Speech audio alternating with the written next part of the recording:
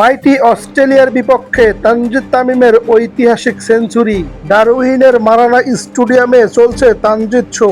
101 run করে ফিরে গেছেন বাংলাদেশের এই ড্যাশিং ওপেনার। ফিরে যাওয়ার আগে নিজের টেস্ট ক্যারিয়ারের প্রথম শতকটি তুলে নিয়েছে অস্ট্রেলিয়ার বিপক্ষে প্রথম টেস্টে। এ যেন এক ঐতিহাসিক মুহূর্ত বাংলাদেশ ক্রিকেটের জন্য। তানজিদ তামিম মাত্র 2 নাম্বার টেস্ট ম্যাচটা খেলছেন, এর ভিতরেই তিনি তার নিজের প্রথম 100 রানটা করে ফেললেন অস্ট্রেলিয়ার বিপক্ষে। বাংলাদেশের দ্বিতীয় কোনো ব্যাটার হিসেবে অস্ট্রেলিয়ার মতো দলের বিপক্ষে সেঞ্চুরির দেখা পেয়েছেন তানজিদ তামিম। এ যেন সেই লর্ডসের তামিম ইকবালকে দেখছি আজকে।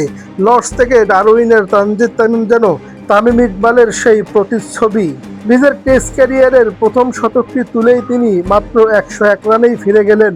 ইনিংসটা লম্বা করতে পারলেন না তানজিদ, কিন্তু অজি বাহিনীর সেরা পেস বোলারের সামনেও তানজিদ যেটা করেছেন সেটা ঐতিহাসিক একটা বিষয়। অস্ট্রেলিয়ার ডেরায় অস্ট্রেলিয়ার বিপক্ষে সেরা পেস লাইন আপের বিপক্ষে তানজিদ যেটা করেছে সেটা তো অবিশ্বাস্য, ইতিহাস স্মরণীয় হয়ে থাকবে।